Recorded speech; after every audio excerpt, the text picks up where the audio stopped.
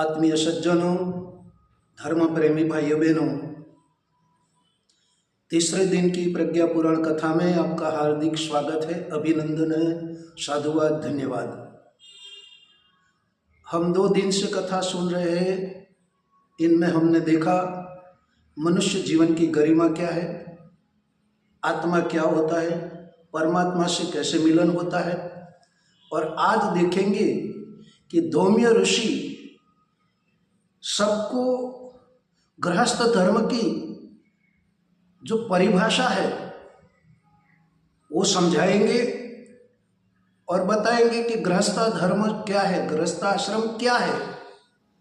तो इसके बारे में जानते हैं। इसके पूर्व आइए गायत्री मंत्र एक साथ एक स्वर में।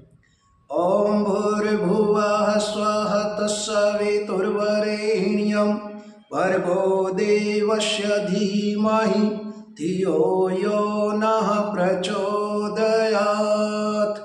ओम अखंडानंद बोधाय शिष्यसंतापहारिणे सच्चिदानंद रूपाय तस्मै श्री गुरवे नमः।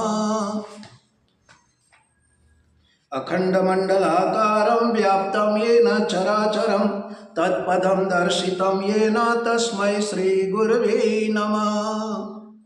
आइए प्रज्ञा पुराण की वंदना करते हैं, इस वंदना करते हैं।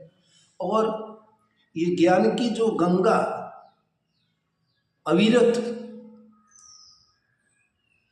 बह रही है और ज्ञान गंगा से हम और आप सब इनमें स्नान करके पापों से मुक्ति लेते हैं, हमारा जीवन सफल होता है।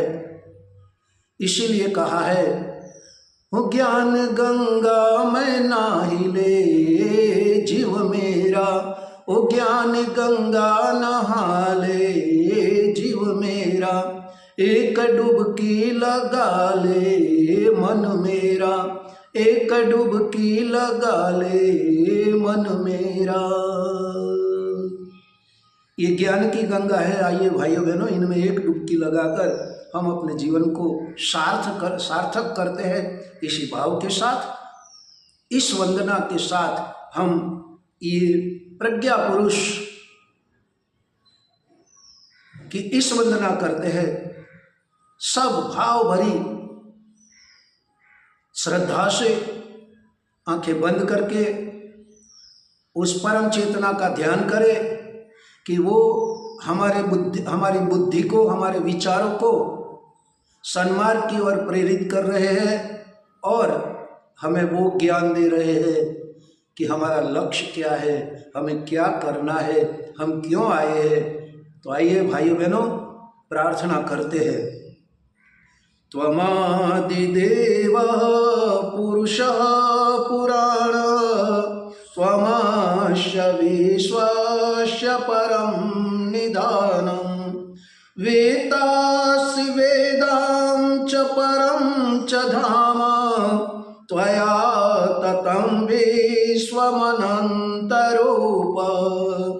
नमस्ते सतेते जगत्कारणाय, नमस्ते चिते सर्वलोकक्षयाय, नमो अद्वैतत्वाय मुक्तिप्रदाय, नमो ब्रह्मणे व्यापिने शाश्वताय। प्रज्ञापुराणं पवित्रं परमं पवित्रं, व्यासमुनिना सहजं विरचितं, ज्ञानस्य वर्धं प्रतिपङ्क्तिबद्धं, प्रज्ञापुराणं बलमस्तु तेजः, प्रज्ञापुराणं बलमस्तु तेजः।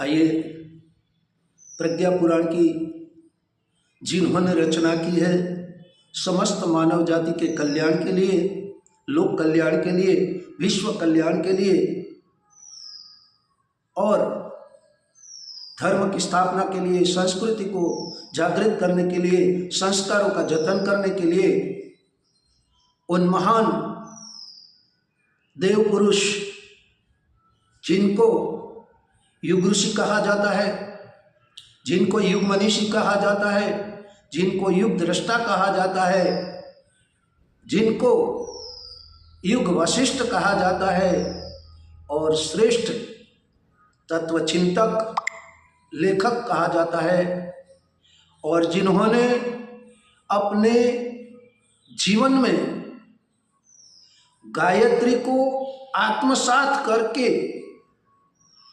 यज्ञ को जीवन में कर्मयोग बनाकर ये ज्ञान की सरिता बहाने का श्रेय सौभाग्य और भगीरथ प्रयास किया है, जिन्होंने 1926 में 24 लक्ष के 24 गायत्री महापुरुष शरण करके गायत्री को जन जन तक पहुंचाया है, यज्ञ को जन जन तक पहुंचाया है, और कहा है बेटे यज्ञो वै भुवनस्य नाभि, यज्ञ वै रसो हो, और इनमें ज्ञान यज्ञ बहुत ही बड़ा यज्ञ है, और इस ज्ञान यज्ञ के माध्यम से वर्तमान परिस्थितियों को देखते हुए ऐसा लगता है कि इंसान की सोच, इंसान का व्यवहार, इंसान का कर्म स्वार्थपरक होता जा रहा है। आज पूरे विश्व में हाहाकार मचा है, पूरा विश्व युद्ध की कगार पर खड़ा है, चारों ओर से युद्ध की विभीषिकाएं अपना मुंह फाड़कर सबको डरा रही है।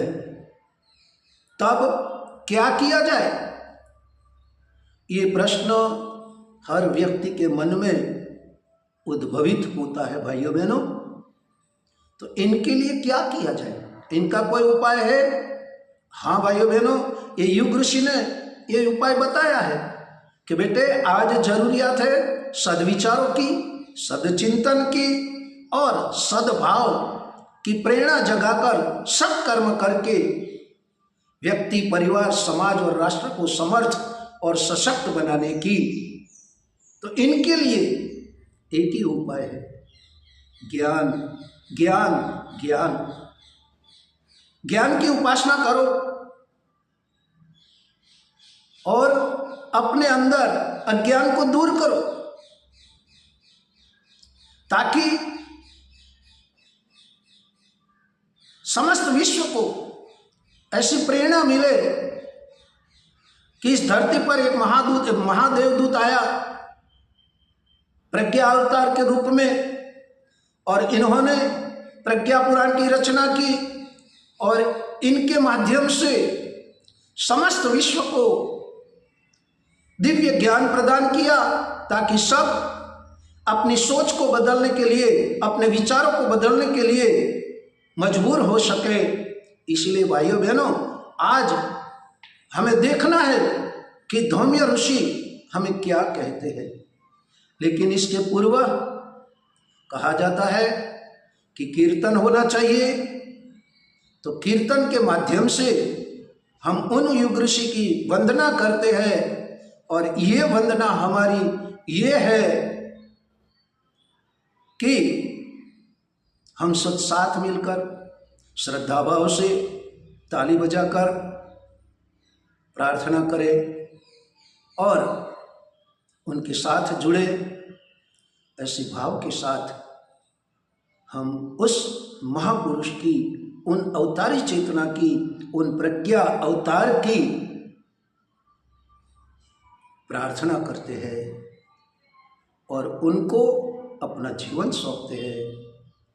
उन्होंने अपना सारा जीवन अपने गुरु को सौंपा है, हम भी अपने गुरु को अपना जीवन सौंपे और इसी भाव के साथ कहते हैं, अब सौंप दिया इस जीवन का सब भार तुम्हारे हाथों में, गुरुदेव तुम्हारे हाथों में। अब दिया इस जीवन का सब भार तुम्हारे हाथों में, भगवान तुम्हारे हाथों में है, जीत तुम्हारे हाथों में और हार तुम्हारे हाथों में, गुरुदेव तुम्हारे हाथों में। अब सौंप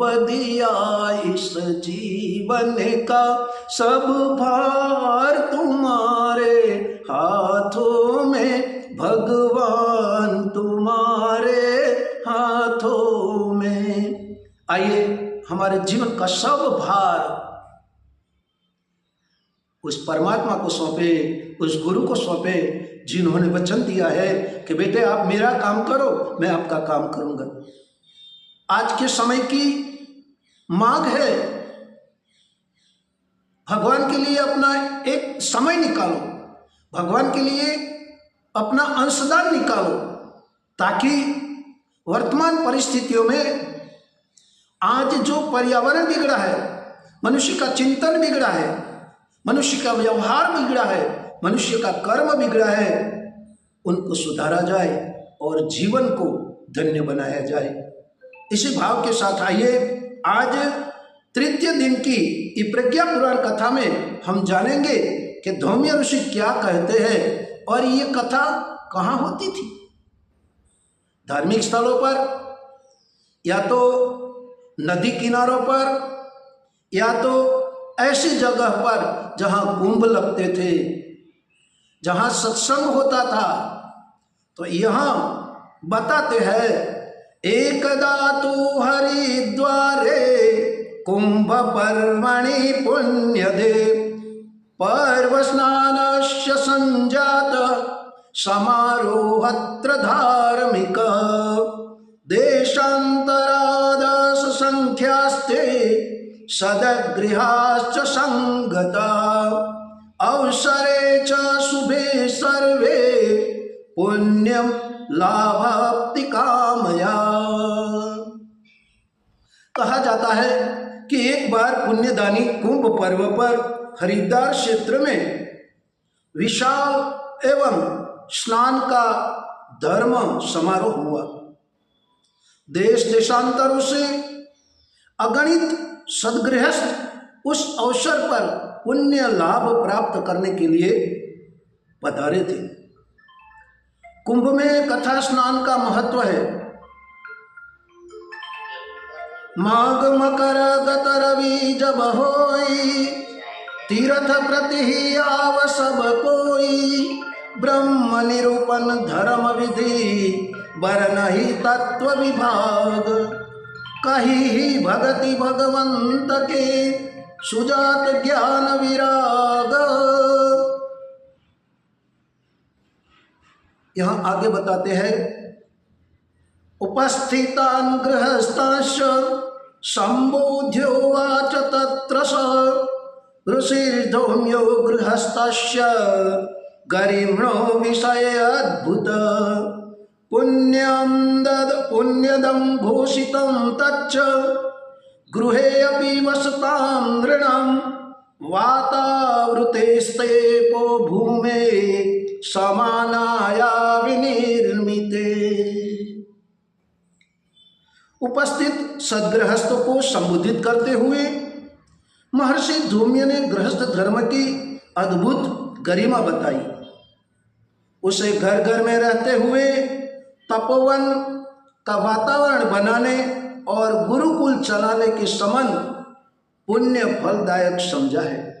इसीलिए तो सबने मुक्तपा ने कहा है कि गृहस्थो धन्य आश्रम, धन्यो गृहस्थ आश्रम। वैसे तो भाइयों बहनों 4 आश्रम बताए गए हैं। पहला आश्रम है ब्रह्मचर्य, दूसरा आश्रम है गृहस्थ, तीसरा आश्रम है वानप्रस्थ और चौथा आश्रम है संन्यास। इनमें सबसे बढ़िया जो कोई आश्रम है ना तो गृहस्थ आश्रम है, क्योंकि गृहस्थ आश्रम को श्रेष्ठ समझकर परमात्मा ने भी अवतार लेकर गृहस्थ आश्रम की धन्यता बढ़ाई है। क्या आप नहीं जानते भगवान राम को? क्या आप नहीं जानते भगवान कृष्ण को? अरे इससे बढ़िया सोचो वर्तमान समय में, क्या आप नहीं जानते कि इस युग ऋषि को, जिनका नाम है वेदमूर्ति तपोनिष्ठ पंडित परम पूज्य गुरुदेव और वंदनीय माता जी, उन्होंने भी गृहस्थ आश्रम में रहकर ये पूरा आत्मज्ञान और पूरे अपने जीवन को अपने गुरु में विलीन कर दिया और समस्त विश्व को एक ही मार्गदर्शन दिया। और ये मार्गदर्शन था कि आप अपने को अपने गुरु में, अपने परमात्मा में, अपने इष्ट में अर्पित कर दो, ताकि वो आपको श्रेष्ठ मार्ग की ओर ले चले और आपके जीवन को धन्य बनावे। इसीलिए धौम्य ऋषि कहते हैं, गृहस्थाश्रम धर्मस्य परिपालनमाप्यहो योगाभ्यास इवाचस्त संयमादात्मनः सदा यथा कालं तुरेचेनं धर्म संपादयन्तलं परलोके तलोकेपि सुखं संतोषमेव च। महर्षि धौम्य बताते हैं कि गृहस्थ आश्रम का परिपालन भी एक प्रकार का योगाभ्यास है। इसमें सदा आत्मसंयम का पालन करना पड़ता है। जो इसे सही रूप में संपन्न करते हैं वह लोक परलोक में सुख, संतोष एवं श्रेय को प्राप्त करते हैं तथा प्रसन्न रहते हैं। इसलिए कहा है, राधे श्याम श्याम श्याम सीता राम राम राम, राधे श्याम श्याम श्याम सीता राम राम राम। गृहस्थ धर्म का परिपालन ऋषियों की बनी व्यवस्था है। एक बार एक साधु तपस्वी तप कर रहे थे, तब एक गृहिणी से परास्त हुए। क्यों भाइयों बहनों? वो तप कर रहे थे, तब एक गृहिणी वहां आती है और ऋषि को जगाने की और प्रार्थना करती है। लेकिन क्या होता है, जब इंसान को अपनी शक्ति का घमंड होता है, जब इंसान को अपने संपत्ति का घमंड होता है, जब इंसान को अपने पैसे का घमंड होता है, तब भाइयों बहनों इनकी दुर्गति होती है। तो यहाँ भी ये तपस्वी साधु महाराज वहाँ आए और उनको बताया कि गृहस्थ धर्म सर्वश्रेष्ठ है, लेकिन वो साधु कहते कि नहीं, मेरी तपस्या श्रेष्ठ है।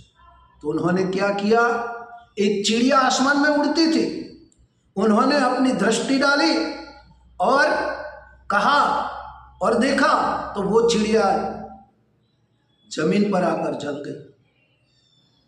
तब वो तपस्विनी गृहधारिणी ने कहा कि महात्मा जी, ये काम तो जादूगर भी कर सकते हैं, खेल खेलैया भी कर सकते हैं, इनमें क्या बड़ी बड़ाई है। लेकिन गृहस्था धर्म, गृहस्था आश्रम एक ऐसी व्यवस्था है जिनके माध्यम से गृहस्थ में रहकर भी तप साधना की जाती है, जीवन साधना की जाती है, परमात्मा को प्राप्त किया जाता है।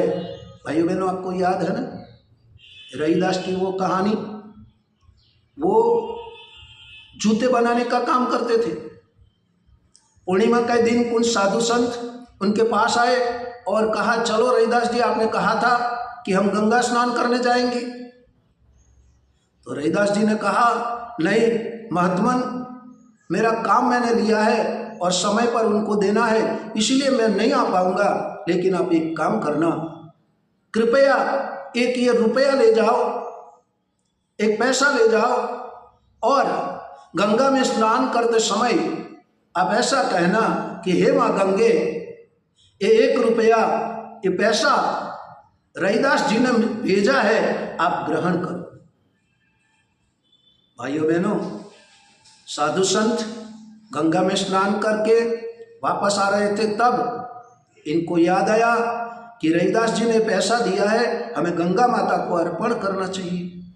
तब क्या हुआ, वो साधु संत वहां पहुंचे और एक साधु ने जल में उतरकर दोनों हाथ फैलाकर प्रार्थना की कि हे माँ गंगे, ये रैदास ने आपके लिए पैसा भेजा है, दिया है, आप उसे ग्रहण करो।